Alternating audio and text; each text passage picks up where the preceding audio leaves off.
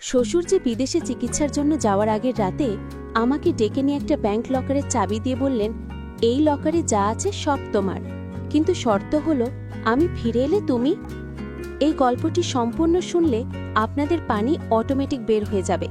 So যত দ্রুত সম্ভব হাতের কাছে টিস্যু নিয়ে বসে পড়ো।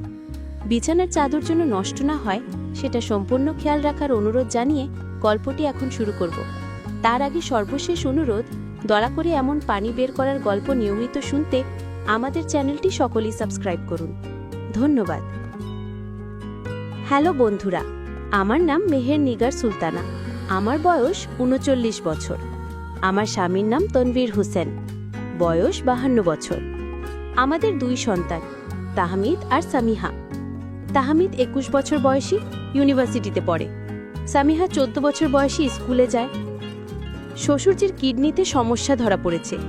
ডাক্তার বলেছেন সিঙ্গাপুরে অপারেশন করাতে হবে। পরশু দিন তার ফ্লাইট। গত রাতে রাত প্রায় ১১টায় তিনি আমার ঘরের দরজায় টোকা দিলেন। আমি দরজা খুললাম। তিনি বললেন, ঘুমাওনি এখনো? আমার সাথে একটু স্টাডি রুমে আসবে, গুরুত্বপূর্ণ কথা আছে। আমার স্বামী ঘুমিয়ে পড়েছিল। আমি শ্বশুরজির সাথে স্টাডি রুমে গেলাম। তিনি দরজা বন্ধ করে চেয়ারে বসলেন। টেবিল থেকে একটা ছোট্ট চাবি তুলে আমার হাতে দিলেন। বললেন, এটা নাও। আমি চাবি দেখলাম, জিজ্ঞেস করলাম, এটা কিসের চাবি? তিনি বললেন, ব্যাংক লকারের। এই লকারে আমার সব মূল্যবান জিনিস আছে, স্বর্ণ, টাকা, জমির দলিল সব। এই চাবি তুমি রাখো। আমি অবাক হয়ে বললাম, আমি কেন রাখব? এগুলো তো পরিবারের। তিনি মাথা নাড়লেন, বললেন, না, এগুলো এখন শুধু তোমার। আমি অপারেশন থেকে ফিরে আসতে পারবো কিনা জানি না। যদি কিছু হয় তুমি এইসব পাবে, কিন্তু যদি আমি ফিরে আসি। তিনি থামলেন, আমার দিকে তাকিয়ে বললেন, যদি আমি ফিরে আসি, আমি চাই তুমি আমার সাথে থাকো। আমার বাকি জীবন তোমার সাথে কাটাতে চাই। তুমি আমার স্ত্রী হবে। আমি চুপ করে রইলাম। তিনি উঠে দাঁড়িয়ে জানালার পাশে গেলেন। বাইরে রাতের আকাশ দেখছিলেন। বললেন, আমি জানি তুমি আমার ছেলেকে বিয়ে করেছ, কিন্তু সে তোমাকে খুশি রাখতে পারে না, আমি পারবো। তিনি ঘুরে আমার দিকে তাকালেন। বললেন, এই লকারের সব কিছু লক্ষ লক্ষ টাকার, এবং আরও অনেক সম্পত্তি আছে যা আমি তোমার নামে লিখে দেব। শুধু একটা কথা বলো, হ্যাঁ। আমার হাতে চাবিটা ছিল। এত বড় সম্পদের কথা শুনে আমার মন নাচতে লাগলো। একটা গোপন আনন্দ অনুভব করলাম, কিন্তু সামাজিকতা মনে করে বললাম, বাবা, আপনি সুস্থ হয়ে ফিরে আসবেন, এসব কথা বলবেন না। তিনি কাছে এসে আমার কাঁধে হাত রাখলেন। তার চোখে একটা অদ্ভুত চাহানি দেখলাম। বললেন, মেহের, আমি তোমাকে প্রথম দেখার দিন থেকেই ভালোবাসি। তানভীর ভাগ্যবান যে তোমাকে পেয়েছে, কিন্তু সে বুঝে না তোমার মূল্য। আমি বুঝি। আমার শরীর শক্ত হয়ে গেল, কিন্তু মনের ভেতরে একটা অদ্ভুত উত্তেজনা অনুভব করলাম। তিনি আমার কানের কাছে ফিসফিসিয়ে বললেন, শুধু ভাবো, এই চাবি দিয়ে তুমি কত টাকা পাবে। এই বাড়ি গাড়ি সব তোমার হবে, আর আমি তোমাকে রানীর মতো রাখব। তিনি থামলেন। তারপর একটা খাম বের করে টেবিলে রাখলেন। বললেন, এই খামে লকারের অ্যাড্রেস আছে, আর একটা কাগজ আছে যেখানে আমি লিখে রেখেছি লকারে কি কি আছে, পড়ে দেখো। আমি খামটা নিলাম না, শুধু তাকিয়ে রইলাম। তিনি হাসলেন, বললেন, এখন সিদ্ধান্ত নিতে হবে না। আমি সিঙ্গাপুর যাব পরশু, ফিরতে ৩ সপ্তাহ লাগবে। এই ৩ সপ্তাহ ভাবো, আমি ফিরে এলে উত্তর দিও। তিনি দরজার দিকে হাঁটলেন। দরজা খোলার আগে ফিরে তাকিয়ে বললেন, মেহের, জীবন একটাই, সুযোগ হাতছাড়া করো না। তুমি এখনো যুবতী, তোমার সৌন্দর্য এখনো আছে, কিন্তু কয়েক বছর পর, তখন হয়তো আফসোস করবে। তিনি চলে গেলেন। আমি সেই রুমে একা দাঁড়িয়ে রইলাম, হাতে চাবি, টেবিলে খাম। মনের ভিতরে ঝড় উঠেছিল। পরের দিন সকালে নাস্তার টেবিলে সবাই ছিল। শ্বশুরজি স্বাভাবিকভাবে কথা বলছিলেন। আমার দিকে তাকিয়ে হাসলেন। বললেন, মেহের, আমি যাওয়ার পর তোমার দায়িত্ব সামলাতে হবে। শাশুড়ি একা থাকবেন, দেখো যেন তার কোনো অসুবিধা না হয়। আমি মাথা নাড়লাম। আমার স্বামী খবরের কাগজ পড়ছিল। তাহমিদ আর সামিহা তাদের মোবাইল নিয়ে ব্যস্ত। কেউ কিছু টের পায়নি রাতে কি হয়েছিল। দুপুরে আমি একা ঘরে বসে সেই খামটা খুললাম। ভিতরে একটা কাগজ ছিল, হাতে লেখা, শ্বশুরজির হাতে লেখা। পড়লাম, প্রিয় মেহের, এই লকারে আছে 20 ভরি স্বর্ণালঙ্কার, 75 লক্ষ টাকা নগদ, বনানীতে একটি ফ্ল্যাটের দলিল, 1.5 বিঘা জমির দলিল গাজীপুর, শেয়ার সার্টিফিকেট, বর্তমান মূল্য প্রায় 50 লক্ষ টাকা, মোট মূল্য প্রায় 3 করোড় টাকা। এই সব তোমার, শুধু একটি শর্ত, আমার সাথে থাকবে, আমার স্ত্রী হবে, তানভীরকে ছেড়ে আমার কাছে আসবে। আমি জানি এটা শুনতে অদ্ভুত লাগছে, কিন্তু আমি আন্তরিক। আমি তোমাকে ভালোবাসি, তোমার খুশি দেখতে চাই। ভাবো, 3 সপ্তাহ সময় আছে। তোমার মাহমুদ হোসেন। আমি কাগজটা পড়ে শেষ করলাম, হাত কাঁপছিল। 3 কোটি টাকা, এত টাকা আমি জীবনে দেখিনি। আমার মাথা ঘুরছিল। সন্ধ্যায় শ্বশুরজি আমাকে ডাকলেন, এবার ছাদে। সবাই নিচে ছিল, ছাদে আমরা দুজন একা। তিনি বললেন, খাম খুলেছ? আমি মাথা নাড়লাম, বললাম, হ্যাঁ। তিনি হাসলেন, বললেন, কি ভাবছ? আমি বললাম, আমি বুঝতে পারছি না, আপনি কেন এমন করছেন? আমি আপনার ছেলের স্ত্রী। তিনি গম্ভীর হয়ে গেলেন, বললেন, মেহের, জীবনে অনেক দেরি হয়ে যায়। আমি আমার স্ত্রীকে ভালোবাসতাম, কিন্তু সে এখন অসুস্থ। তার মন সবসময় অন্যদিকে। আমি একা। তুমি এসেছো এই বাড়িতে 5 বছর আগে। প্রথম দেখায় বুঝেছিলাম তুমি বিশেষ। তিনি থামলেন, তারপর বললেন, তানভীর তোমাকে অবহেলা করে। সে তার কাজ নিয়ে ব্যস্ত, তোমার সাথে সময় কাটায় না। আমি জানি তুমি অসন্তুষ্ট। আমি চুপ করে রইলাম, কারণ এটা সত্যি ছিল। তানভীর সত্যি আমার সাথে সময় কাটাতো না। শ্বশুরজি কাছে এলেন, বললেন, আমি তোমাকে সুখী করতে পারবো, তোমার সব ইচ্ছা পূরণ করব, শুধু আমাকে একটা সুযোগ দাও। তিনি আমার হাত ধরলেন, আমি হাত সরিয়ে নিলাম না। তার হাত গরম ছিল।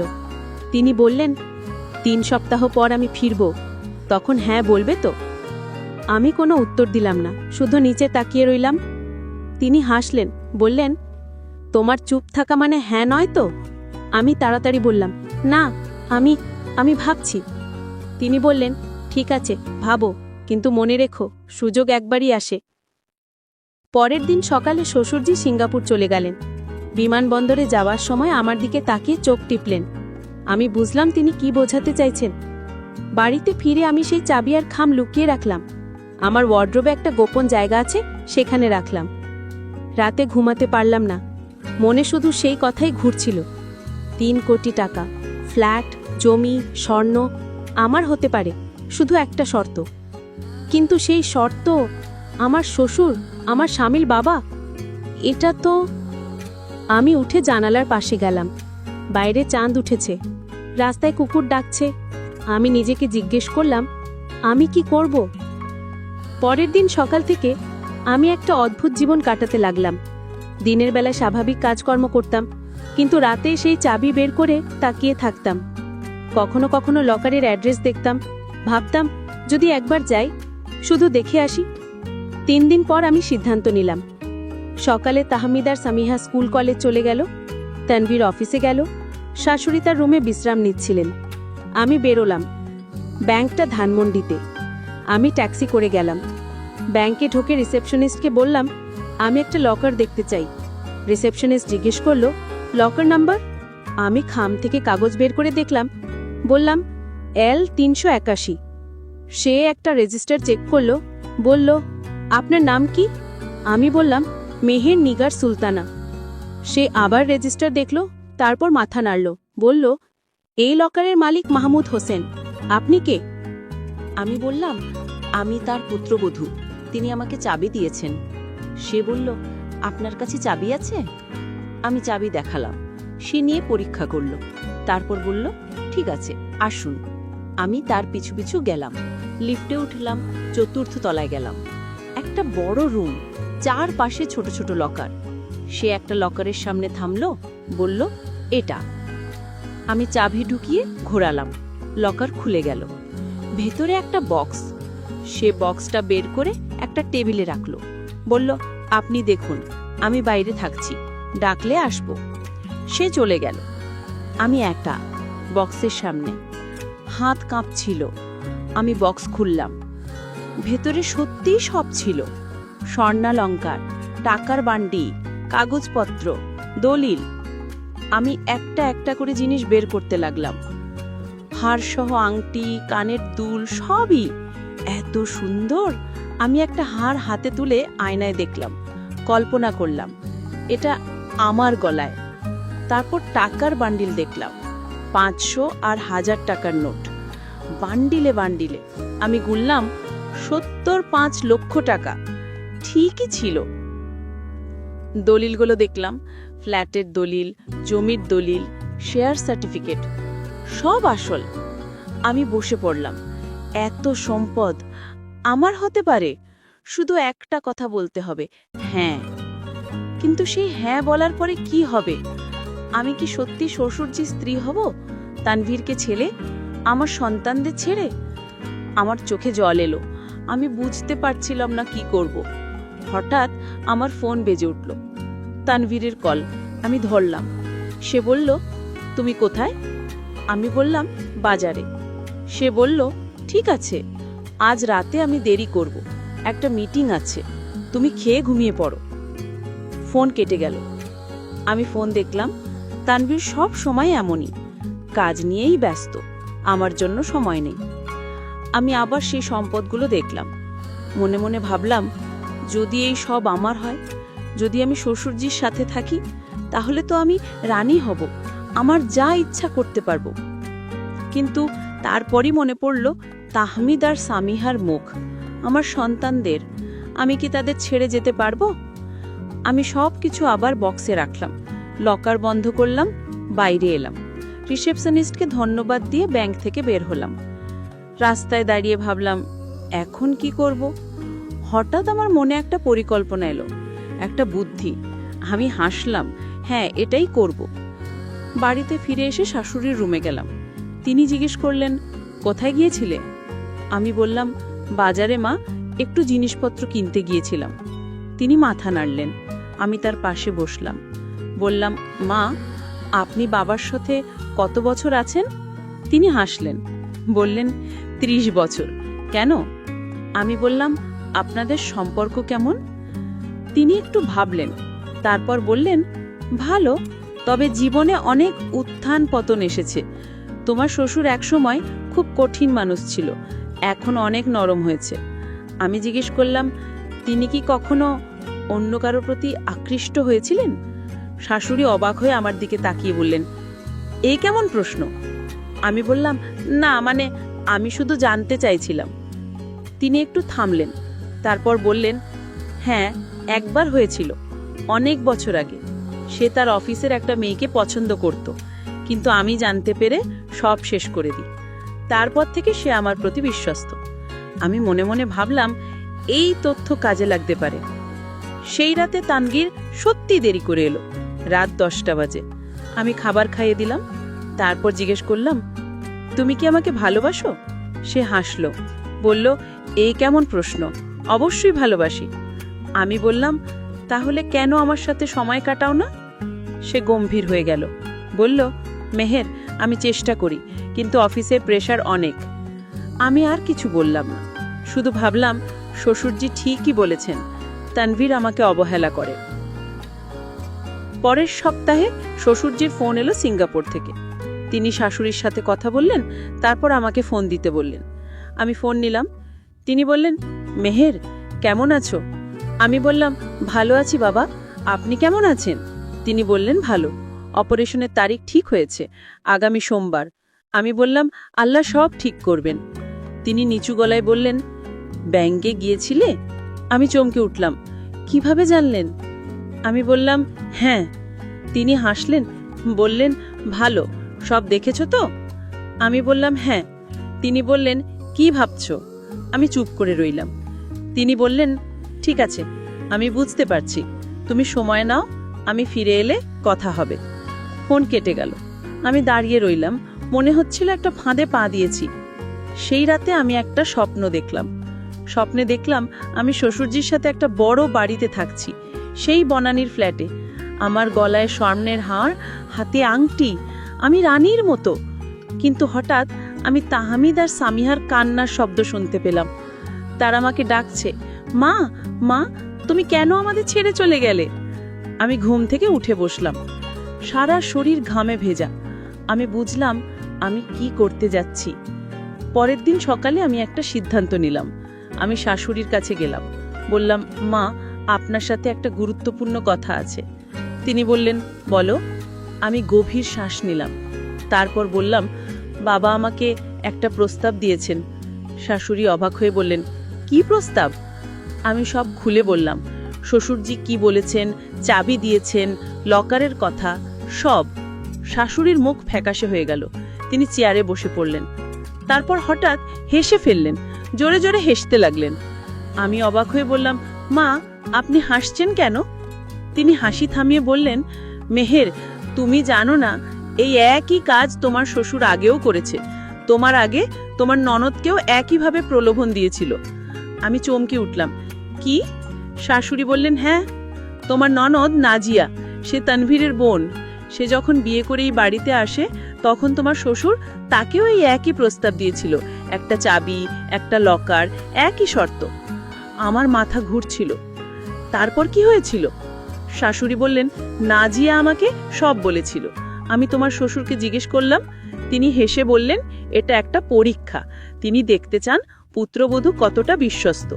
যদি সে প্রলোভনে পারে তাহলে বুঝতে হবে সে চরিত্রহীন, যদি না পারে তাহলে বুঝতে হবে সে সৎ। আমি স্তব্ধ হয়ে বসে রইলাম। এটা একটা পরীক্ষা ছিল? শাশুড়ি বললেন, হ্যাঁ, নাজিয়া পরীক্ষায় পাশ করেছিল। সে প্রলোভনে পড়েনি। তোমার শ্বশুর খুব খুশি হয়েছিলেন, তাকে অনেক উপহার দিয়েছিলেন। এখন তোমার পরীক্ষা। আমি জিজ্ঞেস করলাম, কিন্তু লকারে যা দেখলাম, সেই স্বর্ণ, টাকা, সব কি মিথ্যে? শাশুড়ি মাথা নাড়লেন, বললেন, না, সব সত্যি, কিন্তু সেই লকার আসলে আমার নামে। তোমার শ্বশুর শুধু চাবি দেন পরীক্ষা করার জন্য। আমি হাঁফ ছেড়ে বাঁচলাম। একটা পাথর বুক থেকে নেমে গেল। আমি বললাম, তাহলে আমি কি করব?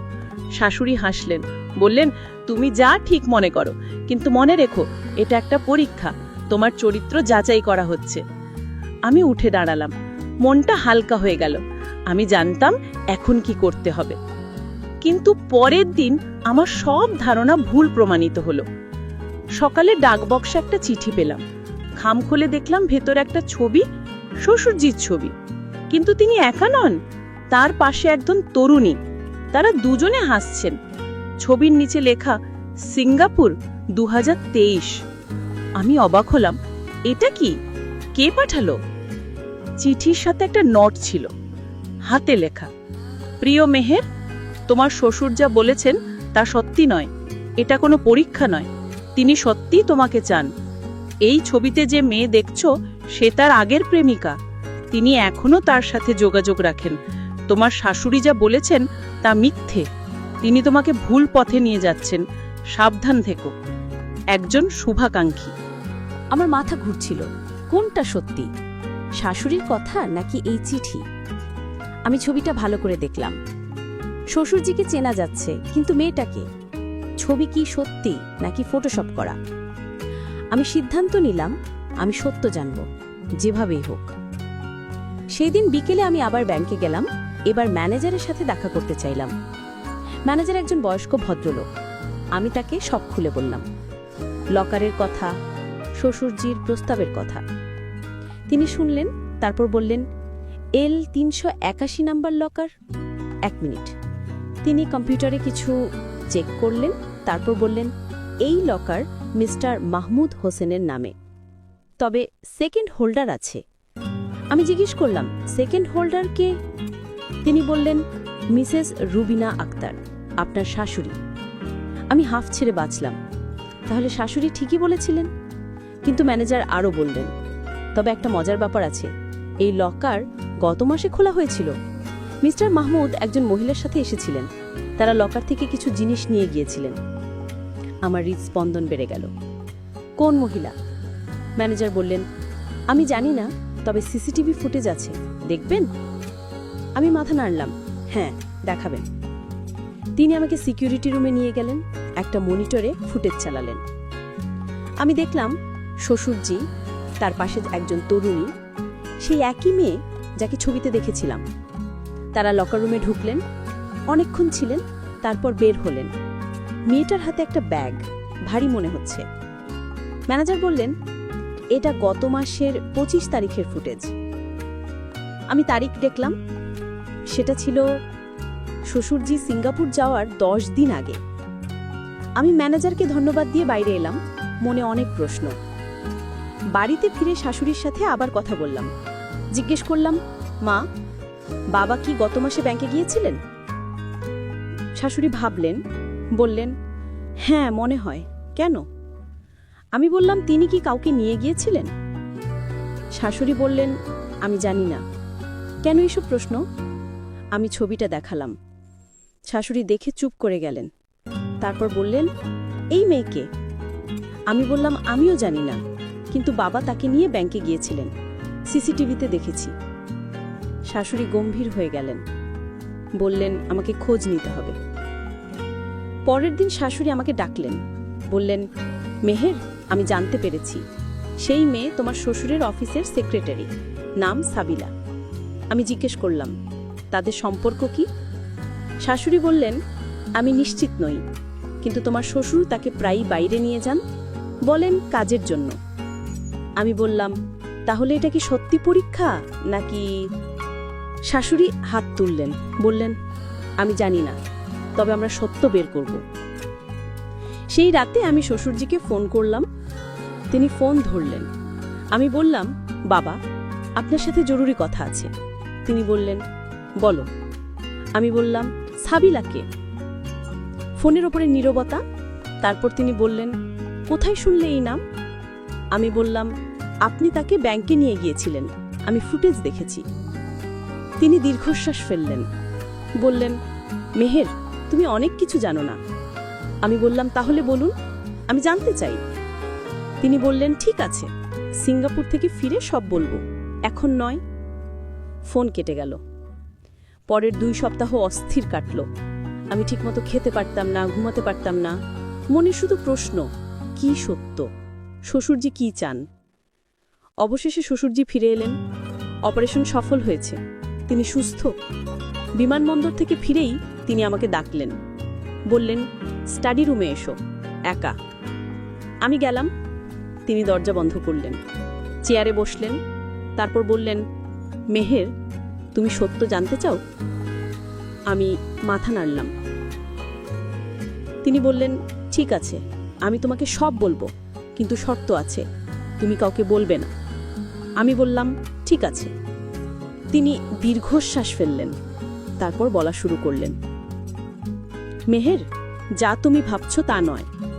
আমি তোমাকে সত্যি কোনো অসামাজিক প্রস্তাব দেইনি। আমি তোমার শ্বশুর, তোমার প্রতি আমার সম্মান আছে, কিন্তু আমি তোমাকে পরীক্ষা করছিলাম। আমি জিজ্ঞেস করলাম, কেন? তিনি বললেন, কারণ আমার একটা বিরাট সমস্যা আছে। আমার ব্যবসায় একটা শত্রু আছে, একজন প্রতিদ্বন্দ্বী। সে আমার পরিবারের ভিতরে গুপ্তচর ঢুকিয়েছে। আমি জানি না সে কে, তাই আমি প্রতিটি পরিবারের সদস্যকে পরীক্ষা করছি। আমি স্তব্ধ হয়ে শুনলাম। তিনি বললেন, লকারে যা দেখেছো তা সত্যি, কিন্তু সেটা প্রলোভন নয়, সেটা টোপ। আমি দেখতে চেয়েছিলাম তুমি কি সেই সম্পদের জন্য বিশ্বাসঘাতকতা করবে কিনা, অর্থাৎ কোনো কেউ যদি তোমাকে টাকা দিয়ে আমার বিরুদ্ধে তথ্য দিতে বলে, তুমি রাজি হবে কিনা। আমি বললাম, আর সাবিলা? তিনি হাসলেন, বললেন, সাবিলা আমার গোয়েন্দা।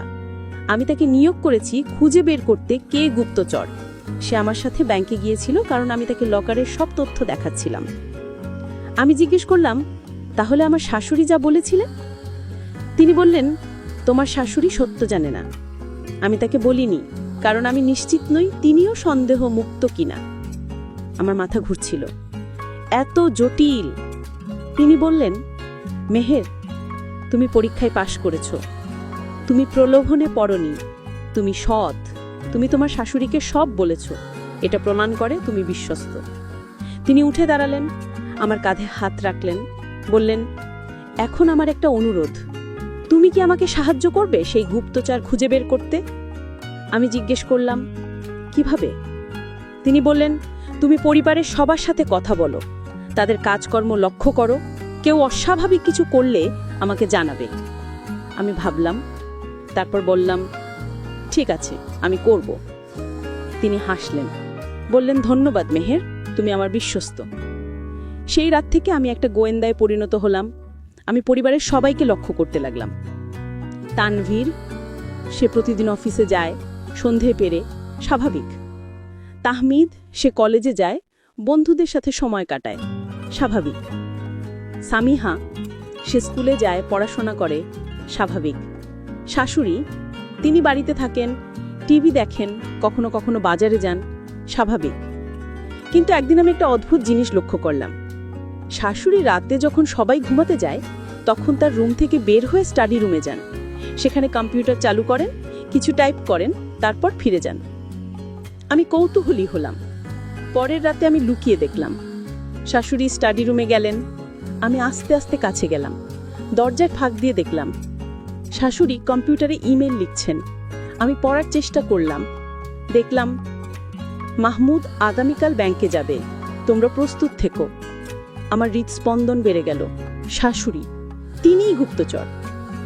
আমি পিছিয়ে গেলাম, নিজের রুমে ফিরে আসলাম। কি করব? শ্বশুরজিকে বলবো? কিন্তু আমি ভাবলাম, যদি ভুল হয়, যদি শাশুড়ি অন্য কিছু লিখছিলেন। পরের দিন আমি একটা পরিকল্পনা করলাম। আমি শাশুড়ির কম্পিউটারে যাব, ইতিহাস দেখব। বিকেলে শাশুড়ি ঘুমাতে গেলেন। আমি স্টাডি রুমে ঢুকলাম, কম্পিউটার চালু করলাম, ইমেইল খুললাম। সেখানে অনেক ইমেল, সব একই ব্যক্তিকে পাঠানো। Email ID mysteryman2023@mail.com। আমি ইমেলগুলো পড়লাম। প্রত্যেকটায় শ্বশুরজির গোপন তথ্য, ব্যবসায়িক তথ্য, পরিবারের তথ্য। আমি শক পেলাম। শাশুড়ি সত্যিই গুপ্তচর।